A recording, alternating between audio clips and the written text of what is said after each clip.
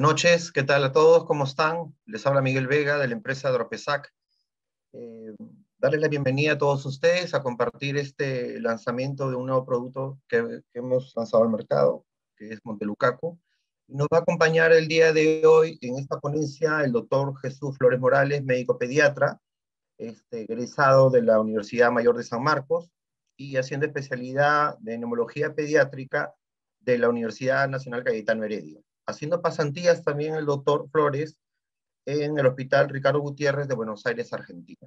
Doctor, por favor, buenas noches, bienvenido y le agradecemos mucho el estar hoy día con nosotros compartiendo su ponencia. Gracias.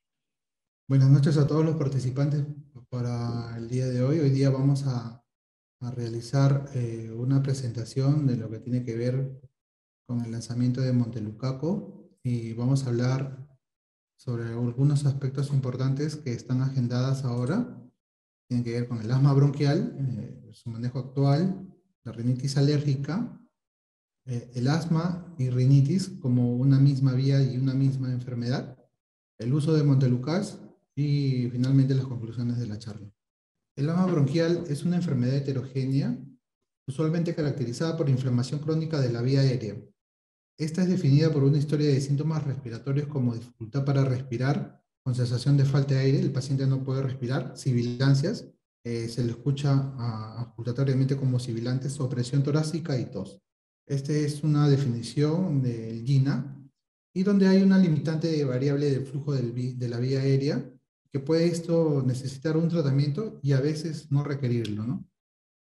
Hay otras clasificaciones, como por ejemplo la del SAIN, que es la presencia de síntomas, sobre todo sibilantes, dificultad para respirar, opresión de pecho y tos, y una obstrucción variable de la vía aérea. La definición del YEMA, que es en la guía española, es una enfermedad inflamatoria crónica de las vías respiratorias en cuya patogenia intervienen diversas células y mediadores de la inflamación, condicionada en parte por factores genéticos y que cursa con hiperrespuesta bronquial. Es decir, hay una inflamación crónica donde hay desencadenantes y células mediadoras de inflamación, donde va a haber una obstrucción variable, que puede ser totalmente o parcialmente reversible, que muchas veces va a requerir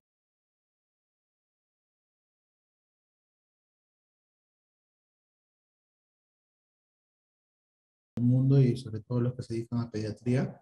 Se vio que había una prevalencia mundial alta en el Perú de asma infantil, pues, ¿no? Como ustedes pueden ver en Latinoamérica, prácticamente era uno de los más altos, ¿no? Esto fue publicado más en el año 98, pero sigue siendo real, ¿no? O sea, nosotros tenemos una situación particularmente diferente en la forma de la geografía, por eso que parece que esas particularidades de la región nos da una alta prevalencia de enfermedades alérgicas, ¿no? Vean ustedes que México tiene el 6%, Costa Rica sí también tiene alto 22%, pero Perú tiene 27%, ¿no? En esa evaluación prácticamente le ganamos a toda Latinoamérica, incluido Portugal y España. Hay factores de riesgo que tienen que ver con el bioma, con el microbioma. Por ejemplo, el incremento de algunas bacterias relativamente abundantes dentro de la parte respiratoria incrementarían el riesgo de asma en el niño y en el adulto. Se ha visto que el incremento relativo de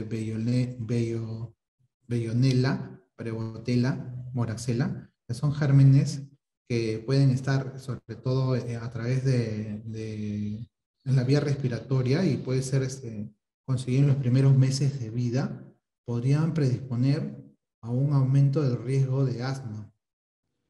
Y la disminución de algunos tipos de bacterias también, ¿no? Como Corynebacterium o Dulciferanulum, ¿no? Que son también gérmenes que tienen que ver con la parte respiratoria. O sea, si tú tienes un aumento de estos tipos de gérmenes en la vía respiratoria, el riesgo se eleva. O sea, tiene que haber una regulación normal. Recordemos que para que haya una afectación pulmonar, el bioma de la vía respiratoria en los primeros 6 meses está cambiando constantemente, ¿no? Y dependiendo de a qué estés expuesto, ¿no? No va a ser igual, por ejemplo, la exposición a una persona que, por ejemplo, no tiene animales en casa o de repente no hay humedad en casa que a otro que sí la tiene, ¿no? Y también hay alteraciones a nivel intestinal que incrementan el riesgo. El incremento de algunos gérmenes, por ejemplo, acá está incluido Escherichia, Cándida, Rhodotorula, que son gérmenes muy comunes que pueden ser transmitidos incluso por vía materna, ¿no? Entonces, estos gérmenes también están incrementados en el riesgo de asma. Y cuando hay una dimensión de la abundancia de estos gérmenes, en la parte intestinal, por ejemplo, la Lasnospira, Rotia, Bifidobacterium, Akkermansia, entonces el riesgo, cuando disminuyen este tipo de gérmenes, el riesgo también aumenta, ¿no? Entonces tiene que haber una regulación.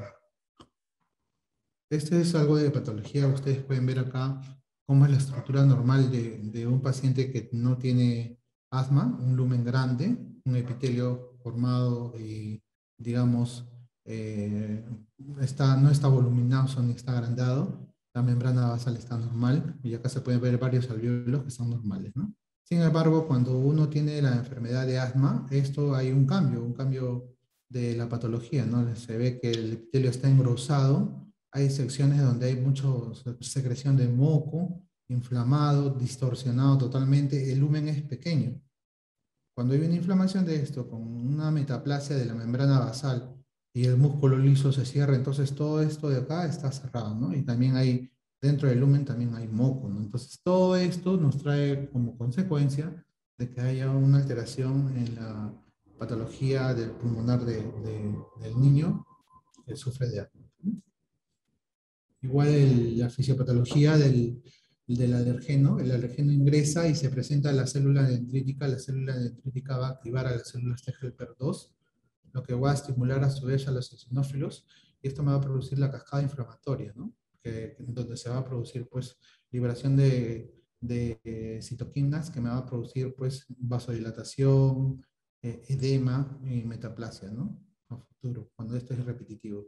También hay una estimulación de los mastocitos directamente, y estos mastocitos a su vez van a estimular a inmunoglobulina E, a los neutrófilos y a los eosinófilos para que nos dé también igual una inflamación que se va a producir a través de la vía sanguínea, donde va a haber fuga de plasma, va a haber edema, va a haber vasodilatación de nuevos vasos, y toda esta cascada unida a una alteración nerviosa, donde va a haber un nervio sensitivo activado, y con el futuro, en las próximas crisis, va a haber también va a haber una fibrosis subepitelial y una alteración del miofibroblasto que va a producir que esto se engruese o que sea muy duro. Y esto va a ser el problema para que algunos pacientes tengan este problema y no pueda resolverse, porque va a haber una fibrosis o una metaplasia que va a ser difícil de mejorar, ¿no? Eso es cuando ya tienen múltiples episodios de broncoespasmo. El remodelamiento del músculo liso en los pacientes con asma se puede ver igual acá, ¿no? Los alergenos, el fibrocito que está en las células sanguíneas, va a haber una alteración en relación al tipo de fibrocito, fibroblasto o miofibroblasto, donde esto va a estar alterado, y va a haber una alteración de la diferenciación, donde va a haber una célula de la membrana basal que se va a alterar hacia una alteración de su estructura, o va a haber una hipertrofia de su estructura, o va a haber una hiperplasia, ¿no? Y esta membrana basal lo que va a hacer es que el bronquio no se pueda abrir, y eso va a producir pues un broncoespasmo que nosotros llamamos como broncoespasmo fijo, y ya no va a mejorar, ¿no? Los síntomas guías son sibilantes, tos, disnea, opresión torácica. Historia personal de atopía, o sea, hay antecedentes de dermatitis atópica, rinitis alérgica, o una historia familiar de la familia de asma también, ¿no? Por ejemplo, la mamá es asmática, la abuela es asmática, los tíos son asmáticos. Entonces hay una historia familiar y personal. Habría que hacer una exploración física para la ocultación y para ver cómo está en ese momento. En el consultorio muchas veces no lo vamos a encontrar, pero sí en las emergencias, ¿no? Cuando un paciente es asmático y está severo y ya tiene más de 3 episodios, se va a encontrar pues a estos pacientes en la emergencia, ¿no? Y eso es importante para determinar el diagnóstico, ¿no? Realizar el diagnóstico completo. Se debería hacer también una rinoscopía anterior y se debería revisar la piel. Estos síntomas generalmente empeoran por la noche que son variables en duración e intensidad. El asma no es una enfermedad constante, ¿no? Va a haber temporadas donde van a estar bien y van a estar mal también, ¿no? Eso depende en nuestro país, por ejemplo, en estos meses, estamos hablando de junio, julio, agosto, son meses fríos. Y los que son asmáticos se dan cuenta que en estos meses se ponen mal, ¿no? Hay variables en la duración y en la intensidad. No todos son iguales, algunos son severos, algunos son leves.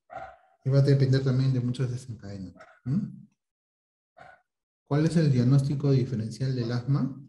El asma tiene un diagnóstico diferencial con muchas enfermedades, ¿no? Por ejemplo, infecciones respiratorias virales recurrentes. Es sabido que los pacientes pueden tener 8 episodios de infecciones respiratorias altas en los primeros 3 años de vida. Y esto puede confundirse con asma, porque también los virus le pueden producir bronquitis y puede silbar, ¿no? El reflujo gastroesofágico, donde va a haber, pues, tos, y va a tener problemas con la alimentación, va a tener infecciones recurrentes del pulmón, vómitos, especialmente después de comer. Y esto es un problema porque son pacientes que son catalogados como asmáticos, pero no responden al tratamiento, ¿no? Entonces hay que verificar, ¿no?, vómitos si se están relacionados con la comida. Aspiración de cuerpo extraño, esto también se ve en menores de 4 años, sobre todo en pacientes que han presentado sibilantes abruptos de manera rápida, ¿no? Y han tenido estridor y silbido rápido, ¿no? O sea, son niños previamente sanos que de un momento a otro hacen sibilantes, ¿no? Y ustedes le dan un tratamiento para esto y no mejoran, ¿no? Traqueomalacia o broncomalacia son enfermedades relacionadas con la motilidad de la tráquea o del bronquio. Ellos generalmente tienen sibilantes, sobre todo cuando tienen llanto excesivo, que está relacionados a algunas enfermedades, por ejemplo, a síndrome de Down, ¿no? Se presentan a veces desde el nacimiento, ¿no? Para diagnosticarlos se necesita estudios más amplios, ¿no? Como tomografías, ¿no? Y la sospecha clínica es que lo tratas por años y generalmente no mejoran. Son esos pacientes que nosotros a veces pensamos que son asmáticos severos que no mejoran, pero a veces no lo son. Entonces, haciendo una fibrobroncoscopía se podría determinar, ¿no? Porque esto tiene que ver con la dureza de la tráquea o del bronquio. Tuberculosis, también puede haber una tuberculosis donde puede haber silbido de pecho, sobre todo cuando hay una TBC ganglionar intratorácica. Enfermedades cardíacas congénitas, ¿no? Yo recuerdo que cuando era pediatra, uno de mis primeros casos, hace más de 10 años, tuve un paciente que tenía una insuficiencia cardíaca y silbaba y no mejoraba, ¿no? Entonces ampliamos la historia clínica y después de que mejoró un poco porque no se le escuchaba nada, tenía un soplo, ¿no? A ver si tenía un soplo, tenía hepatomegalia, entonces el diagnóstico prácticamente estaba hecho, era por una malformación congénita cardíaca, ¿no? Fibrosis quística, estos son pacientes que generalmente no se desarrollan bien, tienen infecciones recurrentes del pulmón desde que nacen, y si que tienen en los primeros 6 meses a un paciente que tiene sibilantes recurrentes, tienen que pensar en enfermedades raras como fibrosis quística. Disquinesia ciliar primaria también está acompañado generalmente de infecciones del oído, con descargas purulentas de la nariz. Anillo vascular, que también es una enfermedad rara, pero hay que pensarlo. Son lesiones que tienen que ver con los vasos. Los vasos digamos, abrazan a los bronquios principales o a bronquios secundarios y esto produce un silbido permanente. Displasia broncopulmonar son prematuros, ¿no? Muchas veces hemos tenido prematuros que han sido catalogados como asmáticos, pero sin embargo no lo son, porque llegan a las emergencias por exacerbaciones de sus bronquios y muchas veces hasta se hospitalizan. Pero estos pacientes tienen una particularidad de que son niños de muy bajo peso, ¿no? Han estado con 700, 800 gramos y han estado en ventilación mecánica los primeros 2 o 3 meses. Han estado graves y cuando uno va viendo su desarrollo se da cuenta de que van mejorando conforme pasan los años de acuerdo a la severidad. Y deficiencias inmunes son infecciones recurrentes del pulmón, pero generalmente se asocian a otros órganos también, ¿no? También pasan como alérgicos, pueden tener problemas de piel o problemas intestinales y tienen falla para crecer, ¿no? Cuando tienes 2 neumonías o tienes infecciones de oído en un paciente que silba, hay que pensar en que puede ser una inmunodeficiencia. ¿Cuál es la probabilidad de tener asma según el GINA, ¿no? O sea, ¿cuál es la proporción de pacientes que pueden tener asma?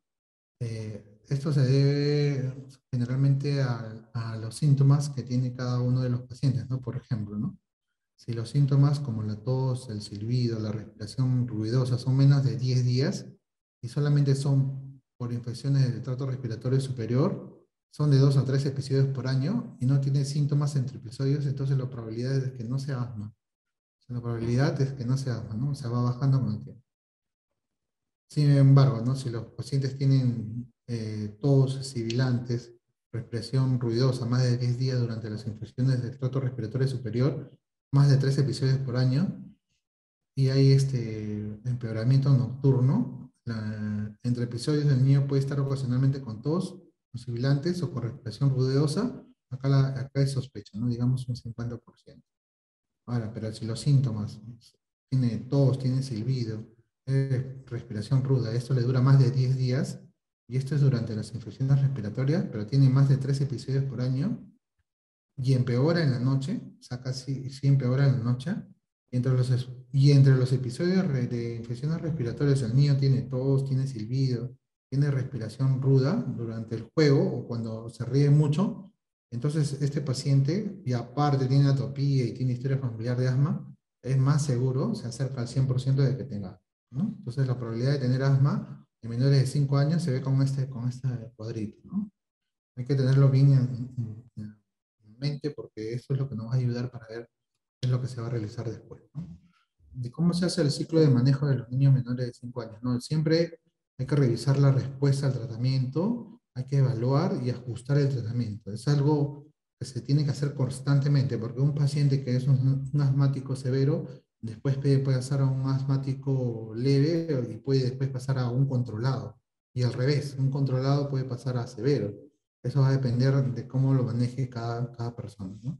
Entonces hay que ver los síntomas, revisar los síntomas, ver exacerbaciones, si tiene crisis constante, efectos adversos y la satisfacción de los padres, ¿no? Porque hay que ver si es que ellos también están de acuerdo con el tratamiento que les están dando, ¿no? Porque hay varias formas terapéuticas de tratar que ahora lo vamos a detallar. Hay que ver el diagnóstico, el control de síntomas, los factores de riesgo, la técnica inhalatoria, que eso siempre lo repito y lo digo en todos los hospitales donde he trabajado, y la adherencia. La adherencia es importantísimo porque a veces los padres ven que el niño ya está bien, se siente eh, mejor luego de 2, de 4 semanas y dejan, ¿no? El tratamiento. Entonces esto es importantísimo. Hay que decirle siempre a los padres que el tratamiento es largo, es prolongado y que puede ser incluso por años, ¿no? La preferencia de los padres también, el ajuste del tratamiento, la medicación que se va a necesitar para el asma, las estrategias que no son farmacológicas, que ahorita vamos a hablar, y factores de riesgo modificables para tratar, ¿no? En relación a qué se debe escoger para los niños menores de 5 años, de 0 a 3 años es mejor la inhalador dosis medida, es con un espaciador que tenga una máscara facial, ¿no? De 0 a 3 años. Y de 4 a 5 años, un inhalador dosis medida que tenga un espaciador con una pieza bucal. Y estas son las alternativas. Esto me pareció interesante, ¿no? Esto han publicado recientemente en el GINA último del 2020, de julio, donde se ve que el 100% de la población, el 24% de la población, esto es de adultos, pero también se puede ver en niños, el 24% de la población tiene un tratamiento intenso para el asma, ¿no? Un tratamiento muy intenso. Estamos hablando de altas dosis de corticoides, LABA, y medianas dosis de corticoides LABA y corticoides orales. Y el 17%, o sea, de los 100, el 17% tiene dificultad para tratarse del asma. O sea, tienen un pobre control de los síntomas, a pesar de que están con dosis altas de corticoides, de LABA o media dosis de corticoides más LABA más corticoides orales. O sea, estamos hablando de los severos. Bueno, los que supuestamente son severos, pero fíjense en este tercer cuadro, realmente los asmáticos severos son 3,7%. Y eso es lo que siempre comentamos, ¿no? O sea, menos del 5% de la población total de asmáticos realmente es severo. Y esto es importante porque estos son pacientes que nos van a traer problemas, ¿no? Porque los severos van constantemente al hospital y los severos pueden entrar a UCI, se pueden quedar mucho tiempo y son los que también produce más demanda de los médicos y más demanda del luciólogo y más demanda de gastos a nivel de la salud pública, ¿no? Esta es la terapéutica de mayores de 12 años, del GIN actualizado en mayores de 12 años, ¿no? O sea, se debe de emplear de acuerdo a cómo lo encuentres en el tratamiento para controlar la enfermedad. Estos son los pasos. En el paso 1 y el paso 2 se usan dosis bajas de corticoides inhalados con formoterol. En el paso 3 se usa también bajas dosis de mantenimiento de corticoides inhalados con formoterol. En el paso 4 dosis medias más formoterol. Y en el paso 5 es el paso más severo, ¿no? Ya se agrega LAMA, antimuscarínicos. También se da antiinmunoglobulina E, o omalizumab, antiinmunoglobulina 5 o 5R y antileucotrenos, perdón, antiinterleuquina 4, ¿no? Considerar altas dosis de corticoides con formoterol, ¿no? Este ya es la última etapa, los que están muy graves, ¿no? Y ahora el rescate, esto es lo que ha cambiado a mayores de 12 años, se da pues corticoides inhalados más formoterol a demanda si es necesario, con bajas dosis. Y la alternativa también, ¿no? En el paso 1, corticoides inhalados, o paso 2, bajas dosis de corticoides inhalados como una alternativa. En el paso 3, mantenimiento de baja dosis de corticoides inhalados más LAVA. En el paso 4 también pueden entrar media o alta dosis de corticoides inhalados más LAVA, ¿no? Y en el último paso, los LAMA y los anti-inmunoglobulina E, pues, ¿no? Que son los que están utilizando para los pasos 5 que son severos. De 6 a 11 años, el manejo personalizado está también igual, ¿no? Acá lo que quería hacerle resaltar, sobre todo para que vean los cambios, que también se está utilizando de 6 a 11 años corticoides inhalados. eh, También se puede usar en el paso 3 corticoides inhalados más LAVA o dosis media de corticoides inhalados más bajas dosis de formoterol, como una terapia MARC, ¿no? Que es una terapia de rescate y de mantenimiento, ¿no? Una terapia de rescate y de mantenimiento en inglés. Pero como alternativa se puede dar dosis bajas de corticoides inhalados más leucotrienos.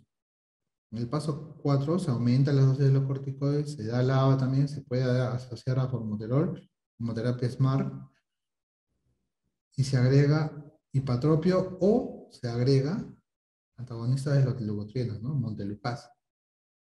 Y en la última etapa ya vienen los biológicos. Pero vean ustedes que de 6 a 8 años, a pesar de que se sigue usando corticoides, el GINA considera utilizar leucotrienos, o sea, Montelukast, como antagonista de receptores leucotrienos en el paso 2, en el paso 3 y en el paso 4 como una opción, ¿no? Eso estamos hablando de la actualidad, ¿no? Porque son unas buenas herramientas terapéuticas, que ahora lo vamos a mencionar. Ok, ¿qué pasaría, por ejemplo, si los síntomas son menos de 2 veces al mes? Utilizamos bajas dosis de corticoides inhalados, ¿no? Siempre y cuando no se use beta-agonistas. Si son 2 veces al mes o más o menos que diariamente, también utilizamos corticoides inhalados a dosis baja. En el paso 3 utilizamos ya corticoides de dosis baja más LAVA, pero esto cuando los síntomas son diarios o el paciente se despierta en la noche, ¿no? Más de una vez a la semana. Pero también puede utilizarse corticoides inhalados con formoterol de mantenimiento con la terapia MAR. Y en el paso 4, cuando los síntomas son más de un día, los despierta prácticamente del asma una vez a la semana o más, y hay una baja función pulmonar, también se aumenta la dosis, mitad de dosis de corticoides inhalados o LAVA, o baja dosis de formoterol más corticoides inhalados. Y acá ya van los biológicos. Pero ustedes vean que cuando hay también otras opciones terapéuticas, consideran también a los antagonistas de los leucotrienos de 6 a 11 años, ¿no? Antagonistas receptores de leucotrienos en el paso 2, o Montelukast, igual Montelukast en el paso 3, o bajas dosis de corticoides inhalados, y en el paso 4 también, ¿no? He sabido que en pacientes que son severos, que son asmáticos severos que no mejoran, generalmente ellos ya están ya con un beta 2 agonista de acción larga, con un corticoide inhalado, también están con un antileucotrieno. Y esto hace lo que, verifica lo que estamos diciendo ahora, ¿no? Que es lo que actualmente incluso lo usamos en el hospital, ¿no? En niños menores de 5 años, ¿no? Igual, ¿no? Ver el ajuste de acuerdo al paso. En el paso 1 nada, en el paso 2 corticoides inhalados a baja dosis, y una alternativa o una opción sería antagonista de los leucotrienos, montelukast, o cursos cortos intermitentes de corticoides inhalados al inicio de la enfermedad. O sea que acá también ya están recomendando en menores de 5 años montelukast, ¿no? En el paso 3 también doblar la dosis de los corticoides inhalados usados al inicio, o seguir con dosis inhaladas de corticoides inhalados y agregar montelukast, ¿no? Y considerar la referencia al especialista, ¿no? Para ver si realmente es asmático o no. Por último, continuar los medicamentos controladores y enviar al especialista y agregar igual antagonistas de leucotrienos, ¿no? Y incrementar la dosis de corticoides inhalados, ¿no? Estos pasos se deben dar siempre y cuando el paciente tenga el diagnóstico por lo menos de 3 meses y se va a seguir dando si usted ve una mejoría, ¿no? En, el, en los pacientes que tienen el paso 3, cuando ya están con el diagnóstico de asma, y si ustedes ven que el asma no está bien controlado con los corticoides a bajas dosis, ¿no? Porque acuérdense que en menores de 5 años los corticoides entran en poca cantidad. Y en el paso 4, pues asma no controlado, se puede duplicar los corticoides inhalados. Pero como ustedes se dan cuenta, o sea, siempre en menores de 5 años tienen un poco más de seguridad y no mencionan para nada a los beta agonistas de acción prolongada, ¿no? Solamente se utiliza corticoides inhalados y montelukast, que es lo que vamos a ver hoy día, ¿no? ¿Cuáles son las dosis de niños de 6 a 11 años? Generalmente beclometasona, la dosis leve es de 100 a 200, moderada de 200 a 400 y más de 400, ¿no? Beclometasona. Budesonida de 100 a 200, de 200 a 400 y más de 400. Y fluticasona, que es el que usamos, ¿no? 50, y no hay datos, ¿no? Pero este es el furato. Furato de fluticasona, que es el que menos, no, casi no se usa. El propionato de fluticasona es el que usamos, ¿no? O sea, el que usamos permanentemente, ¿no? De 50 a 100 leve, de 100 a 200 moderada dosis, más de 200 dosis alta. Y la mometasona 100 en leve y moderado y más de 200 en dosis alta, ¿no? En menores de 5 años la dosis también está ahí de beclometasona 100. Esta es una partícula estándar y la extra fina 50. Budesonida nebulizado 500. Nebulizado, dice ahí, bien claro. No es inhalado. Fluticasona 50 y fluticasona furato no hay datos suficientes en niños de 5 años y menores. Mometasona 100 y ciclesonide tampoco no hay datos necesarios, ¿no? Acuérdense que los corticoides a veces no son aceptados por todos los padres, sobre todo la mamá y a veces hasta la abuela, ¿no? Entonces, los corticoides, dale, menores de 5 años hay que convencerle bastante a la mamá. Una buena alternativa pues sería montelukast, ¿no? La rinitis alérgica. La rinitis alérgica es una enfermedad que es muy frecuente en el mundo, de las enfermedades de las más frecuentes, ¿no? Acá hay unos casos por 1000 niños que se hizo en Estados Unidos y se ve pues, ¿no? que la fiebre del heno no es más que la rinitis, ¿no? Sino que eso está desencadenado por el heno. Pero la rinitis puede ser desencadenado por el polvo, por ácaros, por las cucarachas, por el gato, ¿no? Entonces, vean ustedes que la probabilidad era de casi 60 por 1000, ¿no? El asma era casi 45 por 1000. Otras enfermedades respiratorias alérgicas, 40 por 1000. Enfermedades alérgicas de la piel, enfermedades alérgicas digestivas ya bajaban a 30 y a 20, ¿no? Entonces estamos hablando que la rinitis es una de las principales enfermedades que te producen morbilidad, y ni siquiera es acá en el mundo, ¿no? Ya más adelante vamos a hablar sobre eso. Los biomarcadores de la rinitis son mediadores o biomarcadores eh, que pueden presentarse en casos de la rinitis, ¿no? Valga la redundancia, donde el alergeno ingresa y va a estimular a la célula dendrítica la cual la célula dendrítica va a presentar a la vía de la T-helper 2, que esto va a estimular una reacción en cadena de las interleuquinas más importantes que están implicadas en la rinitis, ¿no? Que son la 4, la 5, la 9 y la 13. Pero asimismo hay otras interleuquinas como la 25, la 33 y TSLP, que está en inglés, que es una lipoproteína estroma dependiente de timo, que va a producir también una cascada inflamatoria a nivel de la vía de TH2A y de la interleuquina 2, y esto me va a producir estos mediadores inflamatorios, una inflamación a nivel de las diversas células como los basófilos, los eosinófilos, los mastocitos, las células B, que son los productores de inmunoglobulina E y también de inmunoglobulina G4, ¿no? Entonces los mediadores o biomarcadores están implicados en la alergia son estos, ¿no? Justamente, ¿no? Interleuquina 25, interleuquina 33, la 4, 5, 9 y 13, prostaglandina 2 y los leucotrienos, que tienen que ver también con la inflamación de la. Esto es una diapositiva que creo que es súper importante para que entiendan qué es lo que sucede con estos niños que tienen rinitis, ¿no?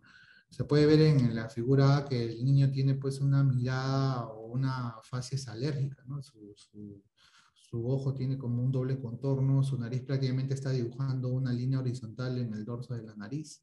Se nota medio pálido y algo ojeroso, ¿no? Sobre todo en el lado derecho de su ojo.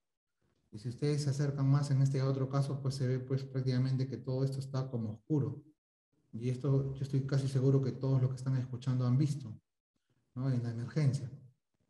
Y acá están pues las famosas líneas de Denny Morgan, que se debe a una inflamación constante del párpado inferior, por lo que se denota estas líneas, las líneas famosas de Denny Morgan, ¿no? Un paciente que tiene esta fase con este ojo y estas líneas, tienen que pensar en una rinitis alérgica de cajón, ¿no? Por eso que uno dice que la rinitis alérgica se diagnostica viendo, ¿no? Este es el saludo alérgico, ¿no? Es bien común que los pacientes hagan este movimiento de los brazos, agarrándose los dedos para arriba porque no pueden respirar. También hacen esto, sobre todo en el periodo agudo, cuando están con una fase activa de la alergia, ¿no? Se limpian la nariz y se sacan y empiezan a tener moco, ¿no? En mi experiencia, prácticamente estoy más de 13 años en inmunología, perdón, en neumología. Yo recuerdo que hay frases clásicas de ellos, ¿no? O sea, las mamás te dicen, mi hijo no puede vivir sin el papel higiénico, doctor, ¿no? Entonces, yo me acababa 2 papeles higiénicos diarios, ¿no? Son frases muy comunes, ¿no? ¿Por qué? Porque ellos están constantemente con moco, con congestión y todo el día están utilizando, ¿no? Y no saben que hay un tratamiento para eso, ¿no?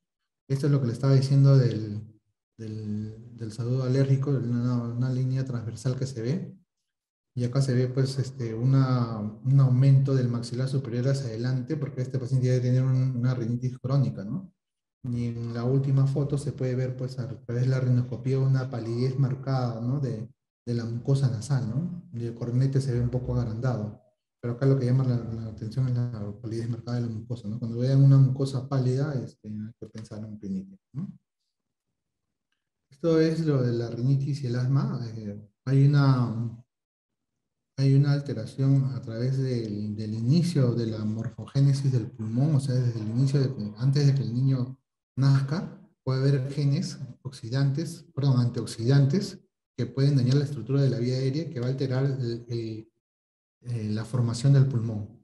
La polución, o sea, la contaminación del medio ambiente, el smog del aire, el environment, o sea, es el smog de tabaco de las personas fumadoras, el paracetamol, que también hace poco lo he leído, ¿no? Que el paracetamol en exceso durante los primeros años o en la madre te puede también alterar, puede producir alteraciones de la morfogénesis del pulmón con dismorfismo de la vía aérea, ¿no? También está la atopía, los genes de la atopía, que te puede producir también, pues no solamente alteraciones como asma, sino también atopía. Y todos estos digamos, involucrados en la iniciación del asma te pueden producir alteraciones a través de la vía TH2, donde te va a producir una inflamación de la vía aérea y te va a producir asma, ¿no? Y acá hay otra vía, ¿no? Donde hay un dismorfismo de la vía aérea, puede haber también polución, smog, paracetamol, te puede dar sibilantes de la infancia, y también te puede producir EPOC, ¿no? Hay una relación en algunos pacientes, algunos fenotipos de asma que tienen sibilantes, que en el futuro van a ser EPOC, ¿no? Esas son las enfermedades crónicas. En la genética hay polimorfismo, no hay un gen establecido para el asma, pero se están estudiando en el mundo actualmente, hay colegas, incluso peruanos que están trabajando en Estados Unidos para determinar la genética del asma. Eso es un poco difícil, porque es, como decía un colega que está actualmente en Pittsburgh, decía un médico de Cayetano, decía que es como nadar en el océano y buscar ahí, ¿no? O sea, pero hay ya algunas estructuras que nos dicen, o algunos genes, como el ADAN33, desintegrina A y metaloproteasa, que son antioxidantes, el ORMDL3, el TSLP, que es la linfopoetina timin estroma, que parece que con la interleuquina 33 se expresan en células epiteliales, hacen de que haya un aumento de la exacerbación de interleuquina 25 interleuquina 33, que estimularían la interleuquina 4 a favor de TH2, que esto nos produciría asma. Estos son datos que les estoy poniendo, pero que es algo real, ¿no? O sea, hay una genética en el asma. Hay pacientes que hagas lo que hagas, van a tener asma, ¿no? Pues, no se puede evitar porque están los genes. Esa es una parte del asma que no se puede evitar. Probablemente aumentan la susceptibilidad de sibilancias en la infancia y adultez, y también aumentan la susceptibilidad de EPOC. El paracetamol es un metabolito del paracetamol que es la N-acetilbenzoquinonimina, que disminuye la actividad antioxidante y que hay una interacción que incrementa el riesgo de sibilantes a los 5 años de edad. El número de días que una embarazada toma analgésicos estaría en relación a sibilantes, ¿no? Y hasta hace poco esto no se sabía muy bien, ¿no? Pero nosotros pensamos a veces que el paracetamol es un medicamento muy inocuo, pero no lo es, ¿no? Entonces, hay una partícula que se llama S-transferasa P1, que es un antioxidante gen, que disminuye la actividad antioxidante y produciría una inflamación persistente de la vía aérea, ¿no? La actividad antioxidante del cuerpo depende mucho de lo que uno consuma, ¿no? Por ejemplo, ¿no? Y también de las enfermedades que puedas tener. Hay una teoría, por ejemplo, que dice, ¿no? Por ejemplo, que las personas que no comen mucha cantidad de algunos alimentos, sobre todo verduras, cítricos, podrían tener una disminución de su actividad antioxidante, ¿no? Y eso tiene que ver también con los pacientes con COVID, ¿no? Hay una teoría de la actividad antioxidante, ¿no? Y eso es importante para mantener la salud, ¿no? El 30% de pacientes con rinitis alérgica tienen asma. Significa que los asmáticos, en un gran porcentaje, estamos hablando del 30% de los riníticos, tienen asma, ¿no? Y el 80% de asmáticos tienen rinitis. Significa que todos los asmáticos que vayan a emergencia, la mayoría, 80% van a tener rinitis, perdón. ¿Y cómo lo vamos a averiguar? O sea, haciendo unas preguntas simples, ¿no? ¿No? O sea, o viendo al paciente simplemente, ¿no? Como le dije, las fases de la rinitis alérgica es algo que no se te puede escapar, ¿no? Si tú ves un niño con los ojos ojerosos, ¿no? Que tiene moco, se rasca la nariz, tiene una línea en el pliegue del párpado, ¿no? Y está con una fases alérgica, lo único que tienes que hacer es revisarle la nariz. La notas pálida o muy húmeda con moco o el cornete está grande, eso es una rinitis. El problema es que esto no se trata, ¿no? Y entonces eso es de lo que debemos de cambiar. Todo paciente que se diagnostica de asma en la emergencia, ya hay estudios de eso, prácticamente el 80% no recibe ninguna orientación para tratarse. O sea, no para darle lo que normalmente se le da, ¿no? Que son beta 2, ¿no? Corticoides, sino para tratarse con algo que le mantenga bien y sano a largo tiempo. La rinitis alérgica es un factor de riesgo para mal control de asma, lógicamente, ¿no? Y todo paciente con asma debe buscar rinitis alérgica también, ¿no? Hay una correlación.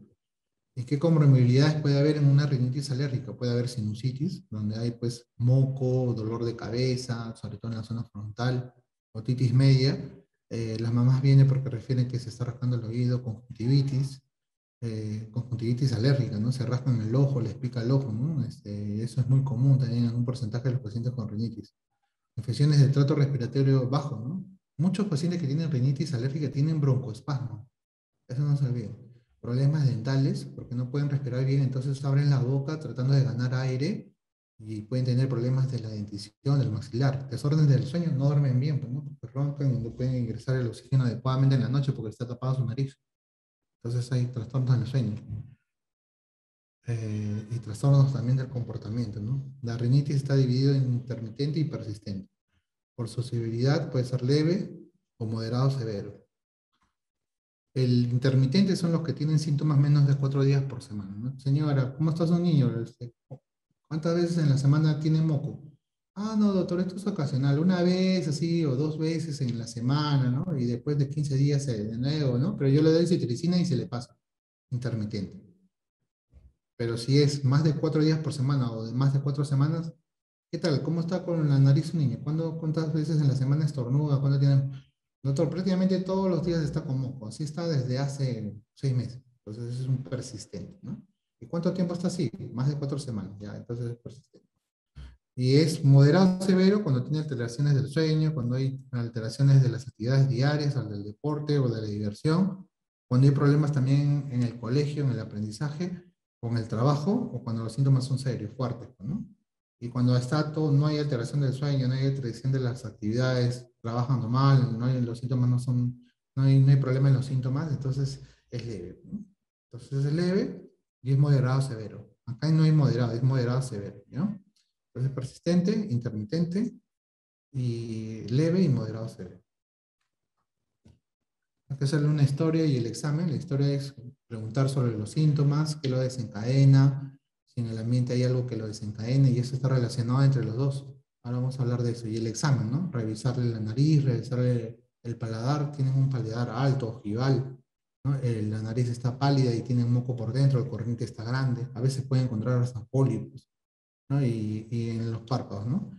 El skin prick test, que es el prick test que es el que se hace en el brazo con antígenos específicos, sino que esto de acá tiene una sensibilidad intermedia, no es tan sensible. Pero se puede hacer el RAS, que es un test más completo, que te daría más. Ahora también se está haciendo el Immunocap, que es un examen mucho más completo, donde sacas una muestra de suero y ahí ves a los antígenos específicos a los que eres alérgico y la inmunoglobulina E total, ¿no? Para ver, que nos va a dar una orientación, ¿no? Realmente si tienes inmunoglobulina E elevada, ¿no? Yo he tenido pacientes, pues, que han tenido, pues, 1600, 1800, ¿no? Una vez he encontrado hasta uno de 2000 de IgE, ¿no? Y debería tener 35 como más, máximo. Pero esto nos indica que el paciente, pues, tiene una descarga de IgE muy, muy alta. El tratamiento es la educación, la farmacoterapia, la inmunoterapia y, por último, la cirugía. La farmacoterapia está en tratar con corticoides, corticosteroides, antihistamínicos, cromomas, anticolinérgicos, descongestivos.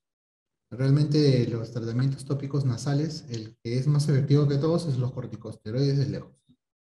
Y de los tratamientos orales, hay muchas guías en el mundo. Utilizan los antihistamínicos de primera línea y de ahí los antileucotrienos y descongestivos, ¿no? Los antileucotrienos en muchas guías del mundo también se utilizan para tratamiento de rinitis.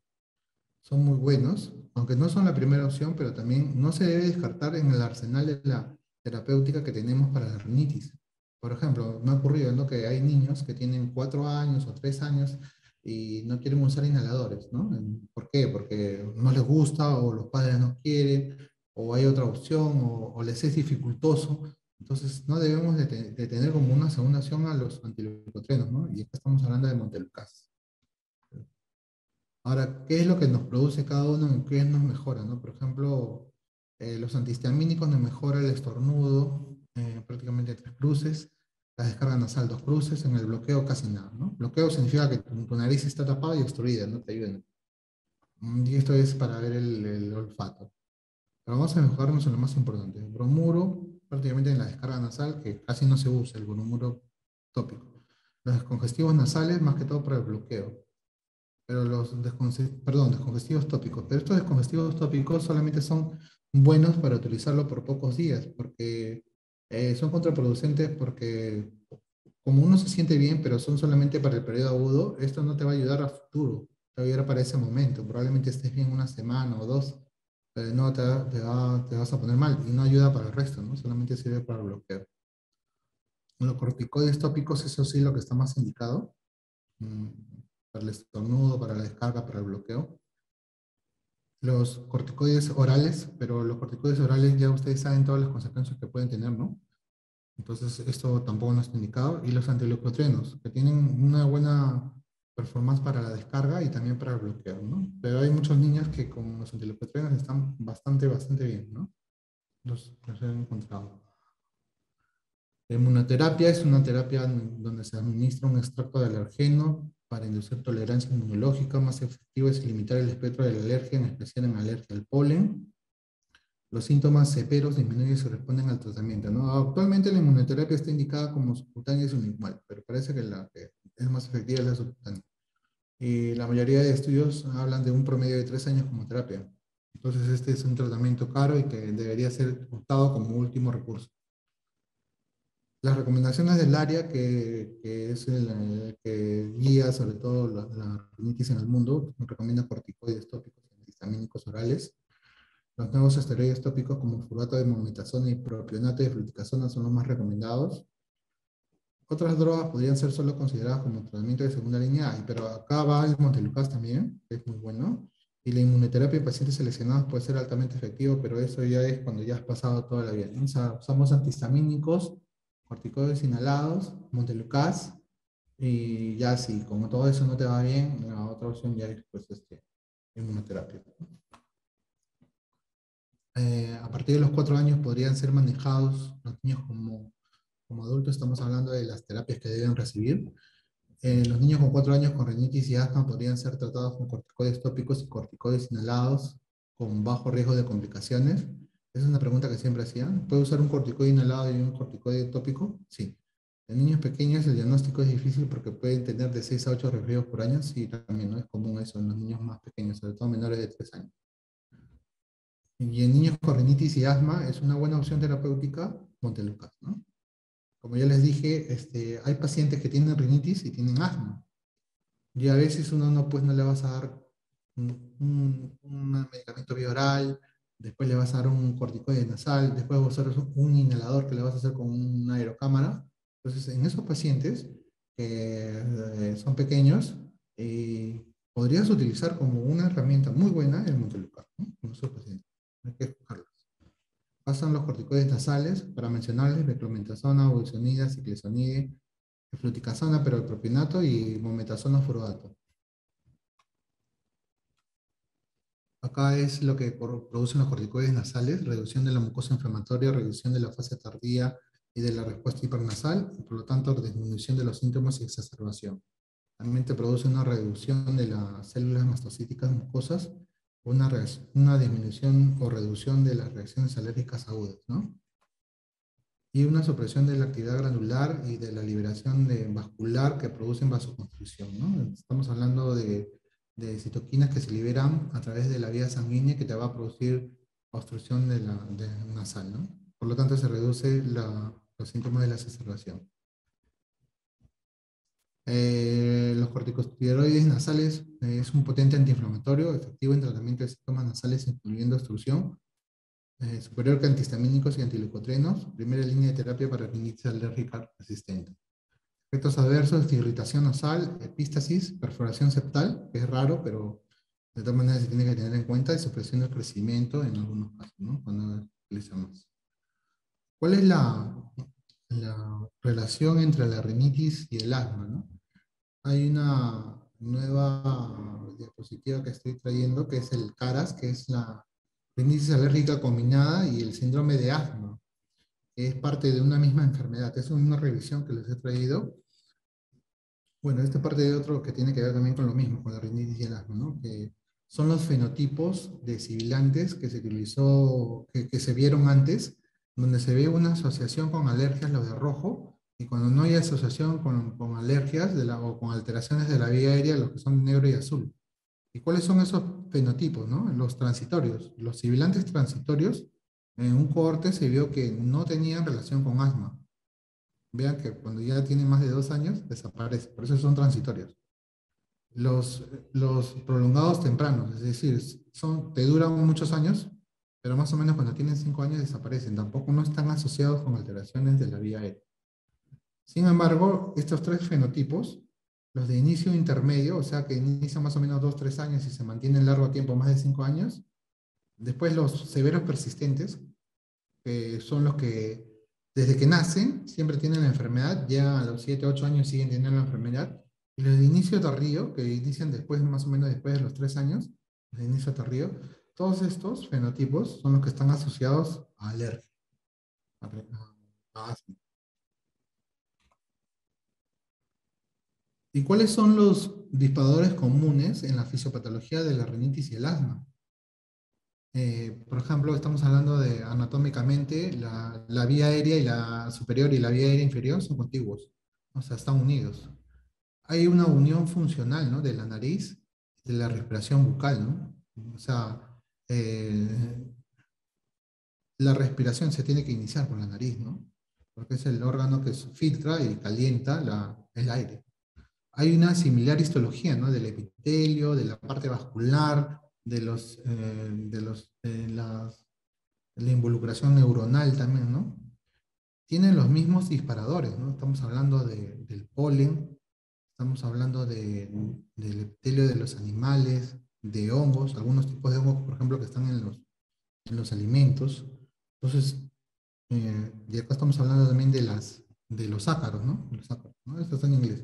Entonces, si tienen los mismos disparadores, también tienen una interrelación, ¿no?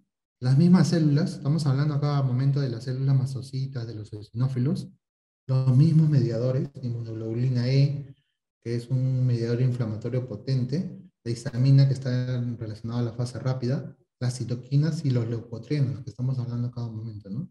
Y las mismas drogas, ¿no? Anti-IgE, por ejemplo, en la última etapa, en la fase 5 en el paso 5 del asma, esteroides, corticoides inhalados, antihistamínicos y antileucotrienos, que es el Montelukast, ¿no? Entonces, la rinitis alérgica, el asma y la sinusitis están interrelacionados, ¿no? También interrelacionados. Entonces, hay una misma vía y una misma enfermedad, porque es la misma vía.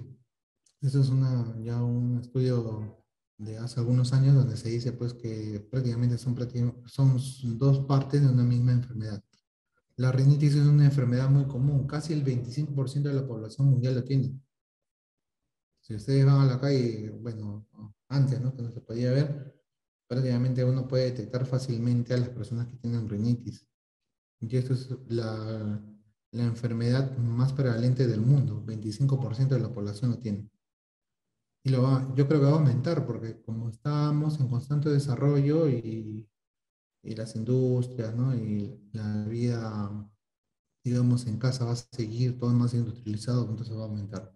¿Es un factor de riesgo para desarrollo de asma? Claro, ¿no? O sea, el que tiene rinitis, eso también ya hay un trabajo de los italianos donde vieron el seguimiento de pacientes que tienen rinitis moderada severa por 5 años y vieron que después desarrollaban asma.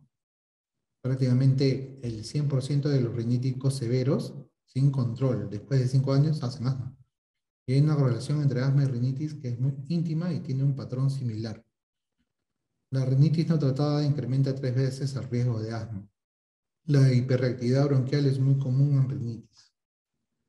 Esta diapositiva es muy importante que la entiendan. Estos son los fenotipos de la rinitis, lo que está de azul. Los fenotipos de la rinitis es alérgica, por ejemplo, desencadenada por acá por los ácaros. Es infecciosa por bacterias, por virus. Es neurogénica, que eso tiene que ver con neuroquininas y la sustancia P. Y esto tiene que ver con los nervios, ¿no? La parte de la inervación. Y también puede ser que puede depender de que no sea ni infecciosa ni no alérgica, ¿no? Que eso depende a veces de cambios, incluso de cambios del ambiente, ¿no? Eso está involucrado con algunos tipos de biomarcadores. Y puede ser mixta. Se pueden combinar todas estas, ¿no? Puede ser mixta. Entonces, los biomarcadores, ¿cuáles son? ¿No? De la alergénica, que tiene que ver con el tipo 2 de hipersensibilidad. Estamos hablando de inmunoglobulinas, eosinófilos, TH2. En las infecciosas estamos hablando generalmente de eosinófilos. Y en los biomarcadores de la neurogénica, la sustancia P, las neuroquininas, que tiene que ver con los nervios. Bueno, y en la epiteliar tiene que ver con interleuquina 33, 25 y TSLP, que son neuroquininas que te producen pues mucha inflamación, ¿no? Entonces eso te produce la rinitis, ¿no? La rinitis. En cambio, en los fenotipos, los riníticos fenotípicos son el alérgico, el infeccioso, el no alérgico, el no infeccioso y el mixto. En el asma hay más fenotipos y pueden ser tipo T2 y tipo no tipo T2. Igual los alérgicos, los eosinofílicos, los que están relacionados a las mujeres, sobre todo a las mujeres adolescentes, asmáticas, que tienen que ver con un cambio hormonal, al ejercicio, al ácido acetil salicílico, y después están los no tipo 2 que son el neutrofílico, el PAUSI granulocítico y el que está relacionado a obesidad, ¿no? En cada uno los marcadores son diferentes. Generalmente los endotipos son T-helper 1, pero en gran cantidad, hiper, y T-helper 2 en gran cantidad y T-helper 2 en baja cantidad, ¿no? Estamos hablando de alérgico y el eosinofílico, y en este caso de la mujer y el ejercicio, ¿no? En relación a las citoquinas que son biomarcadores, en la obesidad vas a ver adipoquinas. En el posigranulocítico no hay un marcador, pero se ve porque en las biopsias que se toman se ve que hay pocos granulocitos. Y en los neutrófilos el marcador es el TH17 y los eosinófilos. En relación a los biomarcadores para los alérgicos, están la inmunoglobulina eosinófilos, TH2, periostina y el feno. Son marcadores de inflamación. Eso para controlarlo, para ver cuánto de inflamación tiene, ¿no? Este es otra diapositiva donde se ve cómo se inicia la- las fases de la alergia, ¿no? Hay un alergeno, este alergeno se une a una célula dendrítica, una célula presentadora del antígeno o alergeno. Esto va a inducir a una activación del complejo de histocompatibilidad mayor tipo 2, que va a ir a las células T helper 0, que son las NAIB, que va a producir a través de la interleuquina 4, perdón, a que se produzca una estimulación de T helper 2 y GATA 3, lo cual al final van a estimular los linfocitos B, que va a estimular a su vez a través de sus mediadores previos, interleuquina 4 y 13, a las células mastocíticas y a la médula ósea para que se siga produciendo eosinófilos y produciéndose más inflamación, ¿no? Esta es la primera fase. Cuando ya hay una exposición siguiente, entonces los alérgenos van directamente a la fracción CE del receptor del mastocito, y esto me va a producir pues histamina, prostaglandinas y leucotrienos, los cisleucotrienos, que son los leucotrienos D4, D4 y D4, y eso me va a producir broncoconstricción. O sea, a este nivel es donde actúa el montelukast. Y esto va a producir también una broncoconstricción, y también me va a producir una fricción nasal y un estornudo constantes, ¿no? Y esto se va a repetir porque va a haber liberación de eosinófilos, de neutrófilos, va a haber una permeabilidad vascular producto de estos mediadores, y me va a producir edema, y eso es lo que me va a dar los síntomas, ¿no? Estornudos, presión nasal, obstrucción, escozor de la nariz. Y por último, en la fase C ya se ve ya cuando hay una alteración ya constante, estamos hablando de más de 3 episodios, los macrófagos van a liberar interleuquina 3, interleuquina 4, y van a producir el factor de crecimiento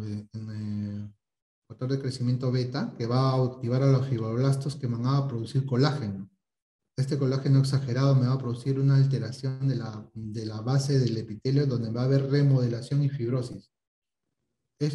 La remodelación y fibrosis, hay muchas dudas sobre esto, pero hay muchos médicos investigadores que dicen de que la remodelación en gran parte no se va a poder volver a recuperar, pero eso ahorita está también en pleno estudio, ¿no? Y esa remodelación o fibrosis es lo que nos va a dar, lamentablemente, los asmáticos severos y continuos, ¿no? Son esos pacientes que siempre van a la emergencia y no se mejoran, ¿no? ¿Dónde pueden actuar entonces el tratamiento de estos pacientes que tienen rinitis y asma, ¿no? Pueden tratarse a nivel de las células eh, de las células T-TREC, que son las células reguladoras T, que esto me van a producir de que no se haya una descarga de las interleuquinas, la interleuquina 10, va a evitar que se estimulen estos mediadores a nivel es una, digamos, un tratamiento ideal. Y esto me va a producir también de que se bloquee la producción de T-helper 2 a TH0 a TH2, y también va a haber una producción a nivel de CD8 y de células TH1 a favor de TH1, lo cual me va a evitar de que el paciente sea pues asmático o rinítico, ¿no? También hay otro bloqueo a nivel de las células mastocíticas, donde se evita de que podría producirse inmunoglobulina E persistente, y también bloquea las células dendríticas que van a presentar a las células de los linfocitos B a través de las células T reguladoras, ¿no? Este es otro nivel de tratamiento. En el otro nivel de tratamiento está pues en las células de histaminas que liberan perdón, en las células que se liberan histamina, prostaglandinas y leucotrienos. Y esto tiene que ver pues con los antileucotrienos y con los antihistamínicos, que es en la fase inmediata de reacción rápida, ¿no? Y acá es donde también puede actuar el montelukast, ¿no? El montelukast, y esto también va a evitar la broncoconstrucción, ¿no? Estamos hablando también de evitar la broncoconstrucción por la no liberación de leucotrienos, que es uno de los más potentes broncoconstructores, ¿no? Sobre todo el leucotrieno D4, ¿no? Que es el más potente de todos. A nivel de la fricción nasal o de los estornudos, los antihistamínicos, y a nivel de la parte neuronal, los descongestivos, ¿no? Evita el edema. Entonces estamos hablando de un nivel de tratamiento prolongado con broncodilatadores en la broncoconstricción y también en la broncoconstricción con antagonistas de leucotrienos, montelukast, ¿no? La estabilización del mastocito a través de cromoglicatos y la evitación de las interleuquinas de la inflamación como 4, 5 y 13 con los corticoides, ¿no? Corticoides, que pueden ser inhalados o pueden ser orales, que es lo que no se recomienda seguido, ¿no? Entonces, el CARAS es una combinación de rinitis alérgica y síndrome de asma, es parte de una misma vía de la enfermedad que caracteriza la rinitis alérgica y el asma. Muestra una correlación en su génesis, una consistencia y desencadenantes por el mismo agente etiológico, y las mismas células inflamatorias se comparten mucho en su tratamiento, ¿no? En el proceso de la respiración, las partículas con un diámetro aerodinámico de más de 15 micras son depositadas en el tracto respiratorio superior. O sea, se depositan en la parte alta, porque no van a llegar a nivel de los bronquios terminales, porque no son muy grandes, son de 15 micras. Y las más pequeñas, de 2.5 micras, son depositadas principalmente en la tráquea y en los bronquios, y en bronquios pequeños, incluso en las zonas de intercambio gaseoso, ¿no? En este contexto, el tamaño y naturaleza de los alergenos interfiere directamente en la respuesta inmune y en las manifestaciones clínicas de la enfermedad. No es bien conocido de que las enfermedades como rinitis y asma en países donde hay mucha polución, mucho smog, mucha contaminación, es más la rinitis produce síntomas como congestión, rinorrea, estornudos y prurito, resultado de un proceso inflamatorio y disfunción de la mucosa nasal. Puede causar trastorno del sueño, cambios del comportamiento y psicológico, interfiriendo en la calidad de vida. Eso se produce sobre todo en los niños, ¿no? Cuando los niños no duermen bien, a veces amanecen inquietos, irritables, demandantes. Entonces, a veces no tiene nada que ver con su carácter, ¿no? A veces tiene que ver con esto, con la alergia.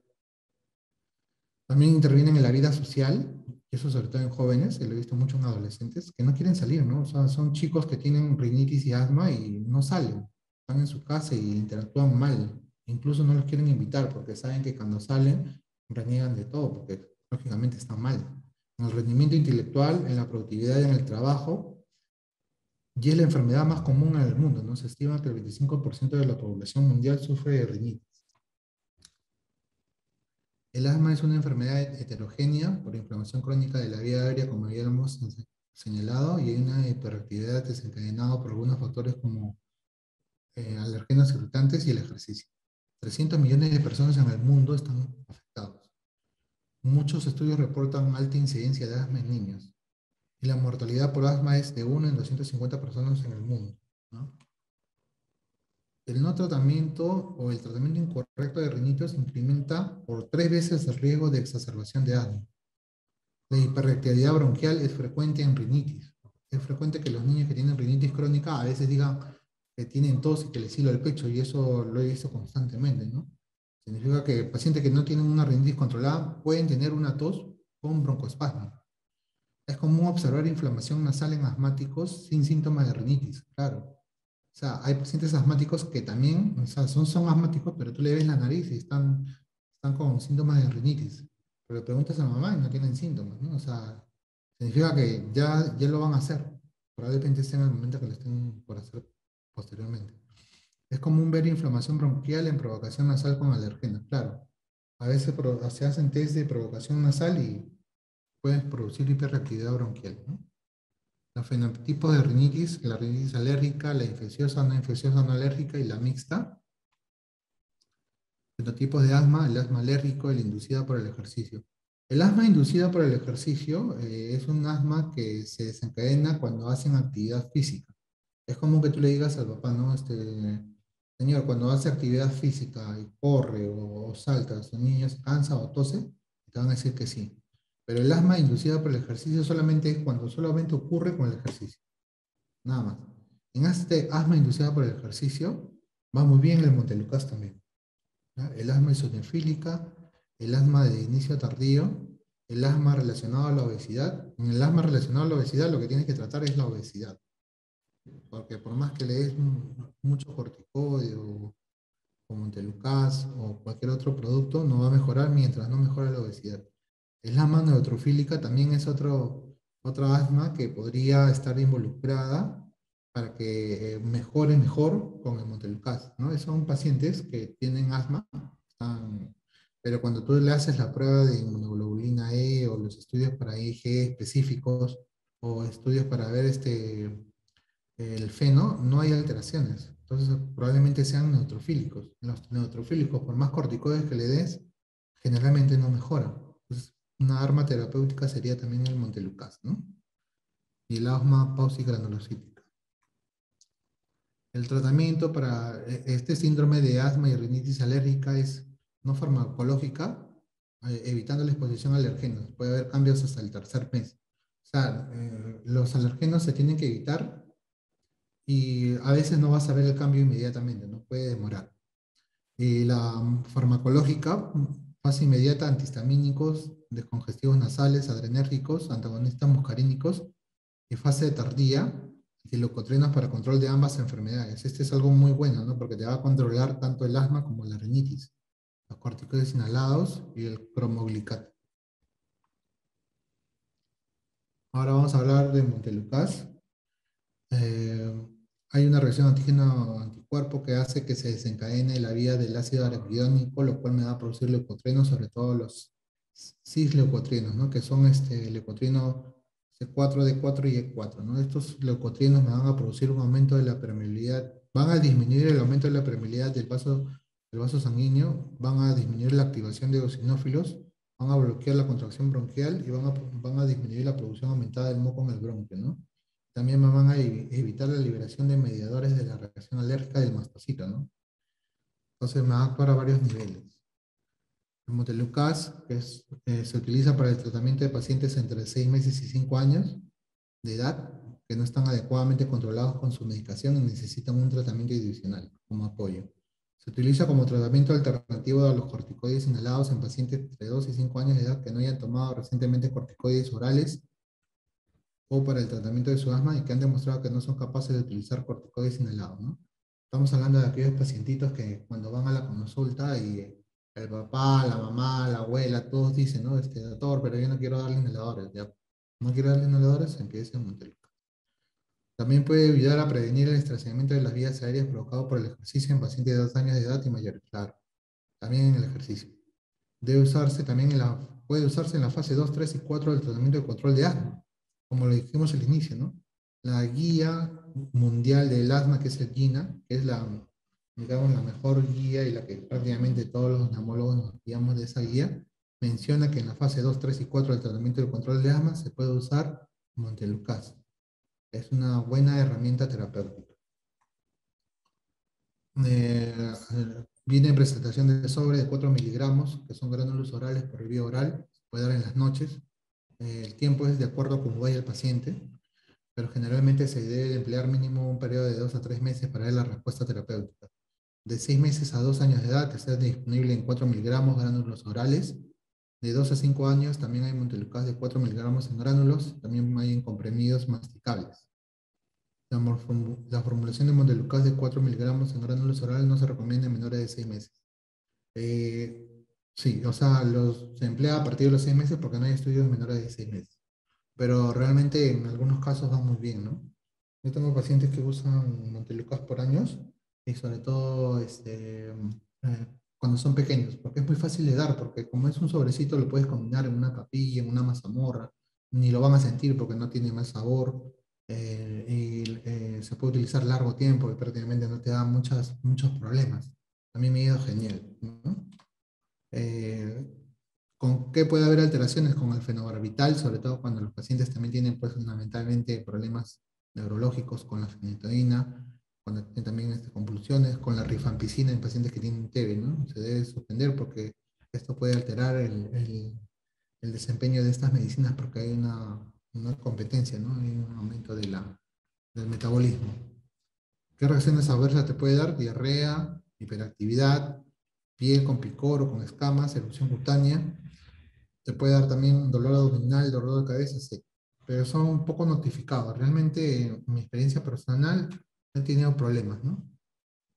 Entonces, el Montelukast, yo le puse una misma enfermedad, un mismo tratamiento, en pacientes pequeños que tienen la enfermedad de rinitis y asma, y que no se puede usar en corticoides inhalados, se puede dar un solo tratamiento, y eso es genial, ¿no? Montelukast.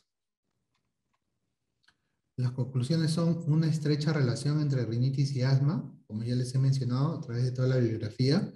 Debe buscarse en pacientes con asma, rinitis y viceversa, sobre todo en los pacientes que están en el hospital y que deben de inmediatamente ser tratados o derivados al consultorio. Métodos diagnósticos deben ser homogenizados. El tratamiento de la rinitis se basa en antihistamínicos de segunda generación y corticoides nasales. Y en niños menores de 5 años, una alternativa muy buena para el control del asma y rinitis es Montelukast.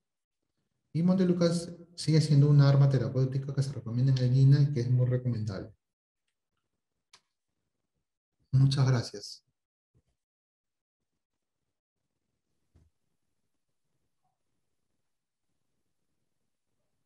Gracias, doctor. Vamos a pasar a la rueda de preguntas. Okay. A ver, vamos a ver. Acá en el chat han puesto algunas preguntas ya también. Sí, yo lo ayudo, doctor. Yo se las Ah, leo. está bien, no hay problema. Yo lo ayudo. A Correcto. ver. Dice, en la rinitis alérgica, ¿en qué momento debemos asociar el inhalador y leucotrienos? Ok. En la rinitis alérgica se puede asociar el inhalador con leucotrienos cuando tú veas que no hay una respuesta a los corticoides inhalados por largo tiempo. Estamos hablando de un promedio de 3 meses. O sea, tú le has dado y probablemente ese niño tenga un problema no solamente inflamatorio que depende de TH2, puede ser que no sea TH2. Por lo tanto, de repente no te va a ir bien con los corticoides nasales, que a veces ocurre.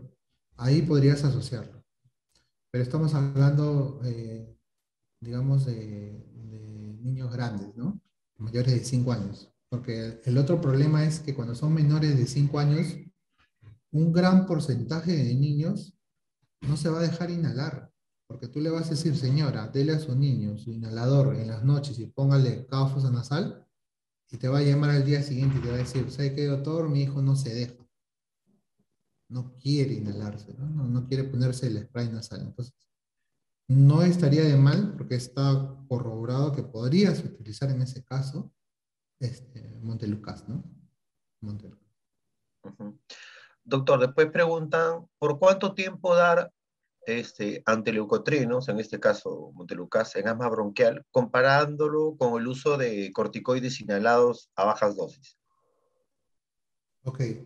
El corticoide inhalado a bajas dosis con el Montelukast. Primero que nada, los corticoides inhalados son de primera opción. Eso es lo que hay que tenerlo claro. En relación a que algunos niños responden a una vía, a otra vía, depende mucho del fenotipo.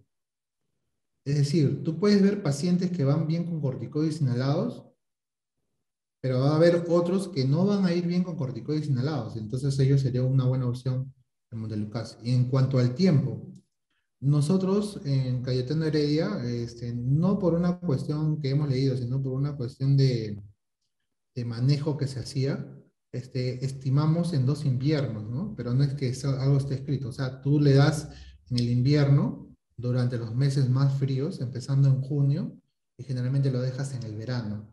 Y eso lo haces por 2 años consecutivos. Y al tercer año ya ves cómo está el paciente, ¿no? Porque generalmente en nuestro clima no necesitaríamos utilizarlo permanentemente. Eso es como lo estilamos. Ahora, no hay un trabajo que me diga que el Montelukast se usa menos tiempo o más tiempo, ¿no? Eso depende de cada paciente. Yo creo que eso está más en relación a qué fenotipo tiene ese niño, para ponerlo más claro, ¿no? Si el niño, por ejemplo, tiene una rinitis y asma, y el papá es asmático, el niño tiene dermatitis, el niño tiene IgE elevado y tiene alergia a aeroalergenos, de repente sale alergia a ácaros, entonces ese niño probablemente vaya bien con corticoides, ¿no? Con corticoides inhalados. En cambio, si el niño no tiene antecedentes de alergia, tiene estudios donde el test de alergia a aeroalergenos te sale negativo, el papá y la mamá no son asmáticos, probablemente en ese niño vaya bien el Montelukast. Ujú. Ok. Después preguntan, en la rinitis crónica, ¿qué tan efectiva es la inmunoterapia con alergenos? Esa es una pregunta muy buena. Eh, Te voy a decir lo que he leído y lo que he visto también. Primero lo que he leído, ¿no? O sea, lo que he visto de inmunoterapia es que los pacientes ya tienen que tener un tratamiento por lo menos largo, estamos hablando de un mínimo de 6 meses, pero que estén, por ejemplo, en el asma en la fase 5. O sea, ya están con corticoides inhalados, ya están con beta 2 de acción larga, ya están con Montelukast y están así largo tiempo y no mejoran. Entonces, ese paciente que es alérgico y tiene IgE específico para asma, ese paciente sí puede ir a inmunoterapia.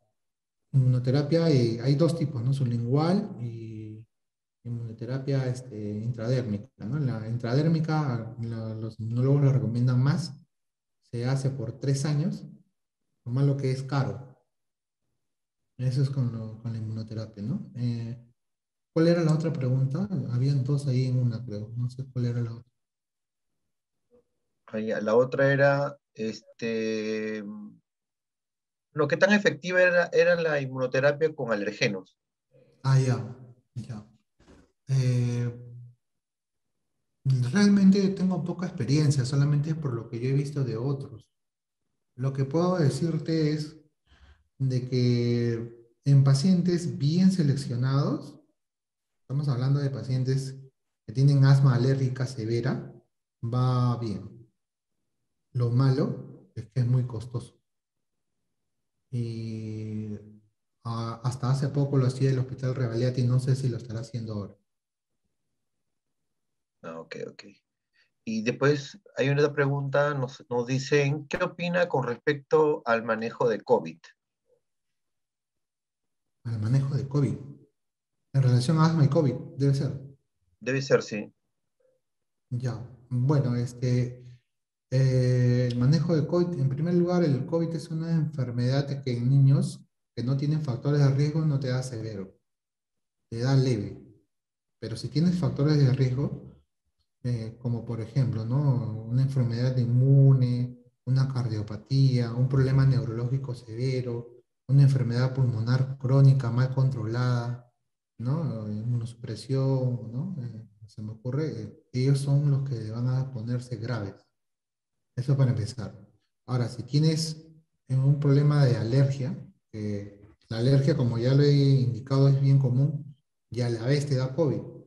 En los estudios que se han visto, sobre todo de niños grandes y adultos, no está bien claro si el asma podría ser un factor de riesgo para COVID. Pero lo que sí te puedo decir, por lo que he visto, que los pacientes que no están bien controlados del asma pueden tener complicaciones para el COVID, ¿no? Incluso jóvenes. Y he visto adultos jóvenes que lamentablemente van mal, ¿no? Pero que haya algo claro que nos diga si tú eres asmático y te vas a complicar por el COVID, eso todavía en este momento actual no está bien dilucidado, no está bien narrado. Ok. Después, doctor, nos dicen, en niños con alergia, o sea, rinitis, especifican acá rinitis, ¿la alimentación tiene mucho que ver con ellos? Consumo de vitamina C sería una alternativa, ¿no? Nos preguntan. Ok. No, en las vitaminas y lo otro es alimentos, ya. Primero vitaminas. Las vitaminas en rinitis y en asma. Primero en rinitis, bueno, en los dos. En rinitis no hay ninguna vitamina que te ayude, pero en asma, los pacientes que han tenido, antes de presentar asma, alteraciones de la vitamina D, eh, poca cantidad de vitamina D, han tenido más probabilidad de tener asma de difícil control, ¿no? De difícil control. Entonces, hay una interrelación, pero antes de que te ocurra el asma, de que puedas tener eh, asma si tienes déficit de vitamina D antes de que te enfermes, ¿no? Pero eso también es un poco difícil de ver porque recuérdate que por lo que he expuesto, los pacientes asmáticos empiezan a muy temprana edad. O sea, todos los asmáticos mayores de 5 años, esos son los más fáciles de diagnosticar. Pero esos, la mayoría de asmáticos, lo han iniciado al primero o al segundo año. Y probablemente ese sea el mejor momento de tratarlos. Entonces, cuando veamos un niño que tiene 3 años y ya tiene más de 3 episodios de broncoespasmo, habría que tratarlo ya y hacerle todo lo que les he dicho. Preguntar sobre antecedentes de asma, sobre rinitis, ¿no? Sobre pacientes con padres asmáticos. Entonces, en ese paciente, a pesar de que la norma dice que tienes que esperar hasta más de 4 años, pero tiene todo, tiene rinitis, tiene dermatitis, tiene asma, tienes que tratarlo. O sea, tienes que tratarlo. Y en relación a los alimentos,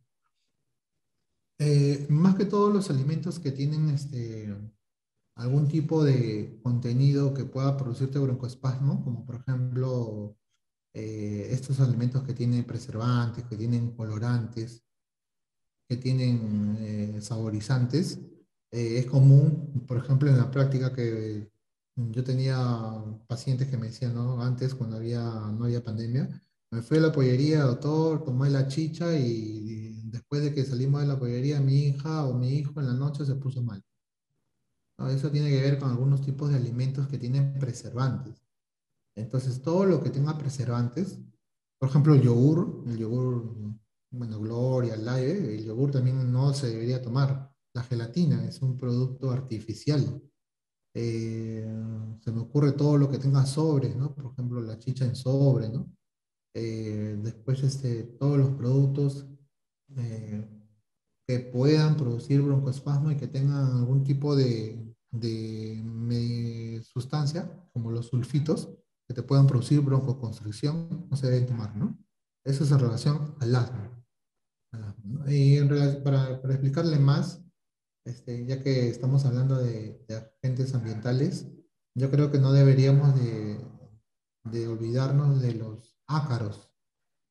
Los ácaros del ambiente son el agente más importante de alergia en el Perú.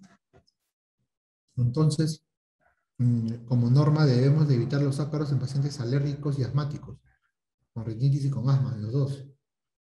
¿Y eso cómo se hace? Ventilando los ambientes. Eh, manteniendo una humedad relativa en menos del 50%. Tampoco no a menos del 50%, porque tiene que ser un promedio.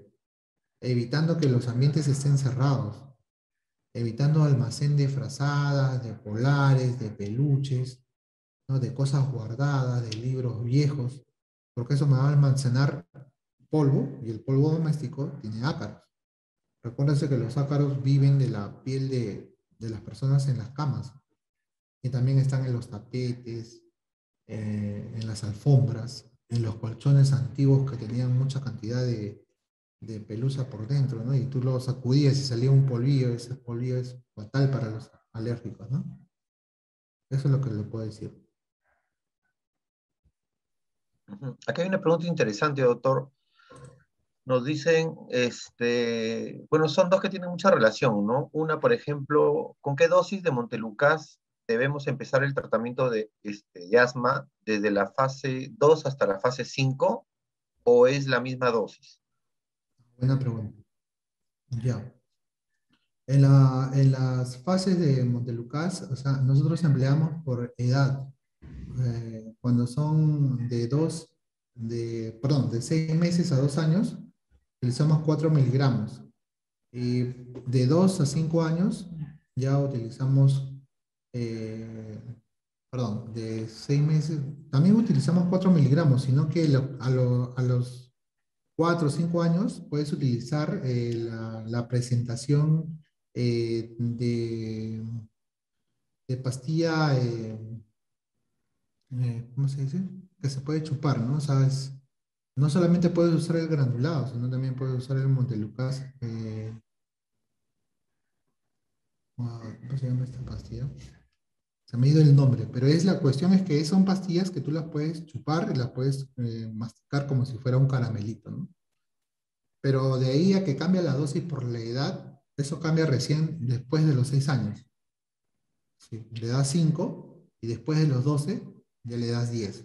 No hay, no hay cambios por edad de menores de 5 años. De 2 a 5, perdón, de 6 meses a 5 años se usa 4 miligramos. 4 miligramos. Y Ok, el Montelucaco sería pues una muy buena opción, ¿no?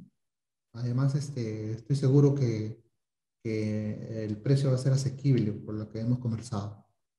así es. Después, esta pregunta dice, doctor, la dosis de Montelukast, ¿cómo empezamos y cómo mantenemos el tratamiento? Ok, se inicia con 4 miligramos día en menores de 5 años y se da todos los días. Normalmente yo he utilizado antes el Montelukast por todo el invierno durante 6 meses. Y como les dije, paramos en el verano y de acuerdo a cómo vaya, iniciamos en el segundo invierno. Generalmente con eso es suficiente. Pero hay casos que no se puede eh, evitar de dar más tiempo, pero son bien raros. La mayoría, yo diría más del 90%, con un tratamiento de 6 meses por cada año van muy bien. Claro, pero Ok, este solamente es el tratamiento farmacológico. Recuerden que tienen que ir acompañado del tratamiento ambiental. ok, doctor. Muchísimas gracias por las preguntas y a los participantes también. Solamente recordarles que en el caso de Montelucacu, los representantes de Dropesac estarán en contacto con cada uno de los médicos especialistas, médicos pediatras, neumólogos, para hacerles llegar las muestras respectivas para que puedan probar el producto. Desde ya le decimos que tiene un precio muy competitivo en el mercado y tiene un agradable sabor, este, tan igual o mejor inclusive que el producto original, ¿no? Muchísimas gracias, doctor. Ha sido un placer Ok, tenerlo el día de hoy y gracias también a los médicos concurrentes y nos estaremos viendo pronto para otros webinares que siempre Dropesac este, solemos realizar con mucha frecuencia. Bienvenidos y hasta luego. Buenas noches. Muchas gracias.